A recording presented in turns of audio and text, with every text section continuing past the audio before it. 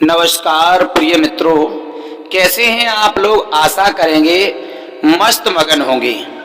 दोस्तों, हमारे चैनल में ऐसे ही बने रहें। चैनल को लाइक सब्सक्राइब अवश्य करें। कृष्ण भगवान के सर्वोच्च व्यक्तित्व हैं।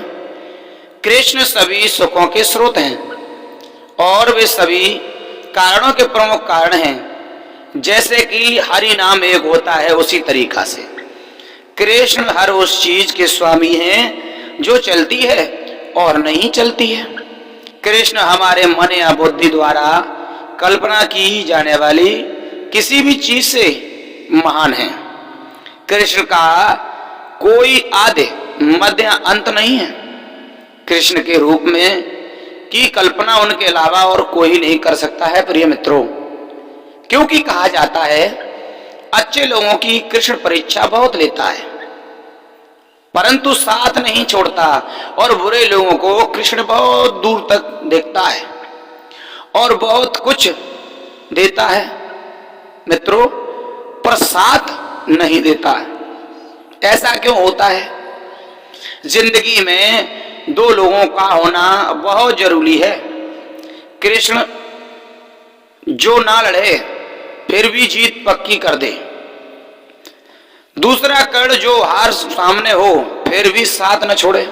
प्रिय मित्रों, यह एक रणनीति कृष्ण का उपदेश है। कहने का मतलब ये होता है मित्रों, तू करता वही है जो तू चाहता है, होता वही है जो मैं चाहता हूं। तू वही कर जो मैं चाहता हूं, फिर होगा वही जो तू चाहता है।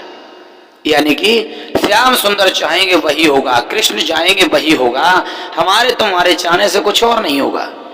रो पड़े कृष्णा ने कहा है, मैंने तो सबकी सुनी और सुनता हूं, पर मेरा कौन सुनता है। इंसान गलत कार्य करते समय बाएं दाएं आगे पीछे चारों तरफ देखता है, बस ऊपर देखना भूल जाता है। यही सबसे बड़ी भूल होती है। श्री कृष्ण कहते हैं कि जन्म लेने वाले के लिए मृत्यु उतनी ही निश्चित है जितना कि मृत्यु होने वाले के लिए जन्म लेना। इसलिए जो परिहार्य है उस पर शौक मत करो, क्योंकि क्या करना है शौक से। खुद पर भरोसा करो। भरोसा अगर खुद पर रखो तो ताकत बन जाती है, और दूसरों पर रखो तो कमजोरी बन जाती है। आप कब सही थे इसे कोई याद नहीं करता है, लेकिन कब और कैसे गलत थे इसे सब लोग याद करते हैं। दोस्तों, मैं किसी के भाग्य का निर्माण नहीं करता और ना ही किसी के कर्मों को फल देता हूं। सिर्फ अपने अपने दृष्टांत, अपनी अपनी दृष्टि, अपने कर्मों से ही फल मिलता है। मनुष्य कितना भी गोरा क्यों न हो, परंतु उसकी परछाई सदैव काली होती है। मैं श्रेष्ठ हूं यह आत्मविश्वास है, लेकिन सिर्फ मैं ही श्रेष्ठ हूं यह अहंकार है। मैं सभी प्राणियों को समान रूप से देखता हूं, न कोई मुझे कम प्रिय है ना अधिक, लेकिन जो मेरे प्रेम पूर्वक आराधना करते हैं वो मेरे भीतर रहते हैं और मैं उनके जीवन में आता हूं। यही एक जीवन का सार है। तुम्हारा क्या गया जो तुम रोते हो? तुम क्या लाए थे जो तुमने खो दिया है? तुमने क्या पैदा किया था जो नाश हो गया है? न तुम कुछ लेकर आए, जो लिया यहीं से लिया, जो दिया यहीं पर दिया, जो लिया इसी ईश्वर से लिया और जो दिया तो इसी को दिया। क्या है तुम्हारा? यदि आप किसी के साथ मित्रता नहीं कर सकते हैं तो उसके साथ शत्रुता भी नहीं करनी चाहिए। ये जीवन का एक यतन है, जीवन का एक धर्म है। जो हुआ है वह अच्छा हुआ है, जो हो रहा है वह अच्छा हो रहा है, जो होगा वह भी अच्छा होगा। तुम भूत का पश्चाताप ना करो, भविष्य की चिंता करो, क्योंकि वर्तमान में जो चल रहा है। प्रिय मित्रों, राधा ने श्री कृष्ण से पूछा था प्यार का असली मतलब क्या होता है। श्री कृष्ण ने हंसकर कहा, जहां मतलब होता है वहां प्यार ही कहां होता है। श्री कृष्ण ने जवाब दे दिया है साफ साफ, मेरे भी कई जन्म हो चुके हैं, तुम्हारे भी कई जन्म हो चुके हैं, न तो यह मेरा आखिरी जन्म है और न यह तुम्हारा आखिरी जन्म है। फिर क्या है श्याम सुंदर? प्रेम एक ऐसा अनुभव है जो मनुष्य को कभी परास्त नहीं होने देता, और घृणा एक ऐसा अनुभव है जो मनुष्य को कभी भी जीतने नहीं देता है। यही तो एक नियम है, यही तो एक रास्ता है, यही तो एक संस्कार है। श्री कृष्ण जी कहते हैं कि जिस व्यक्ति को आपकी कदर नहीं, उसके साथ खड़े रहने से अच्छा है आप अकेले रहें, क्योंकि परिवर्तन इस संसार का नियम है। कल जो किसी और का था आज वो तुम्हारा है, एवं कल वो किसी और का होगा। किसी चीज का कोई भरोसा नहीं होता कि जीवन में कब आए, कब चली जाए, कब छूट जाए, कब ठहर जाए। कहने का मतलब यही होता है कि प्यार और तकदीर कभी साथ नहीं चलते, क्योंकि जो तकदीर में होते हैं उनसे कभी प्यार नहीं होता, और जिससे हमें प्यार हो जाता है वो कभी तकदीर में नहीं होते। तो इसमें कहने की कौन सी बड़ी बात है? यही सब कुछ है, कभी मनचीती नहीं होती है। श्री कृष्ण कहते हैं मनुष्य को जीवन में श्रेष्ठ बनने का प्रयास अवश्य करना चाहिए, परंतु जीवन में हमेशा उत्तम ही रहना चाहिए, क्योंकि उत्तम रहने से ही हकीकत खुलती है और हकीकत का पता चलता है। हर कीमती चीज को उठाने के लिए झुकना ही पड़ता है। माँ और पिता का आशीर्वाद भी इनमें से एक है। अगर माता पिता का आशीर्वाद लेना चाहते हो तो झुक करके ही मिलेगा, बल्कि खड़े होकर नहीं। अगर व्यक्ति शिक्षा से पहले संस्कार, व्यापार से पहले व्यवहार और भगवान से पहले माता पिता को पहचान ले तो जिंदगी में कभी कोई कठिनाई नहीं आ सकती मित्रों, क्योंकि यही हमारा धर्म है, यही हमारे संस्कार हैं, यही हमारा लक्ष्य है।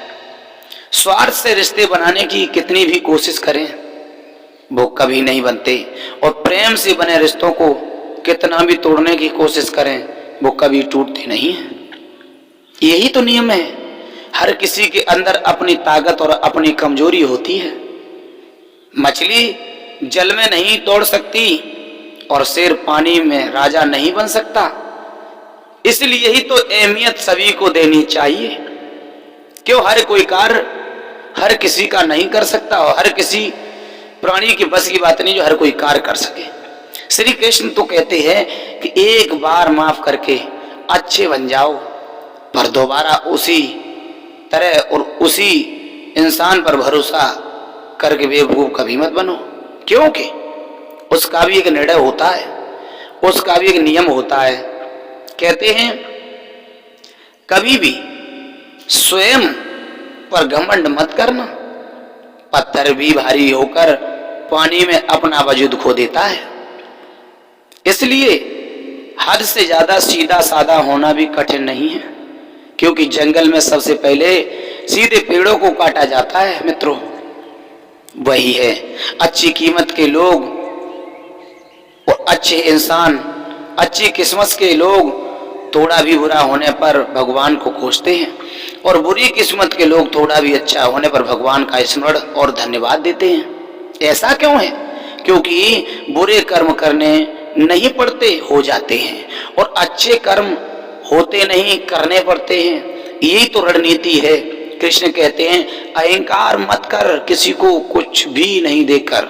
क्या पता तू दे रहा है या पिछले जन्म का कर्जा चुका रहा है। यही तो है, अहंकार करने पर इंसान की प्रतिष्ठा, वंश, वैभव तीनों ही चले जाते हैं। लेकिन जिंदगी के इस रण में खुद ही कृष्ण और खुद ही अर्जुन बनना पड़ता है। रोज अपना ही सारथी बनकर जीवन की महाभारत को लड़ना पड़ता है, क्योंकि ये जीवन की महाभारत ऐसी है जिसने लड़ लिया वो जीत गया और जिसने नहीं लड़ा वो हार गया। क्या सदा मौन रहना उचित है? नहीं, इतिहास साक्षी है। इंसान में अधिक विपदाएं इसलिए आई क्योंकि समय पड़ने पर मनुष्य का विरोध नहीं कर पाया। जब मनुष्य को अपने धर्म पर अहंकार हो जाता है तब उसके हाथों अधर्म होने लगता है। यही तो है। ये सच बात है कि भूल करके इंसान कुछ सीखता है, परंतु उसका यह मतलब नहीं कि वह किसी जीवन या किसी जीव पर भूलता करता बढ़ता जाए या किसी पर धोखा करता जाए, वह जीवन भर भूल कर रहा है और करता रहे और कहे कि हम सीख रहे हैं, तो ऐसा भी गलत है।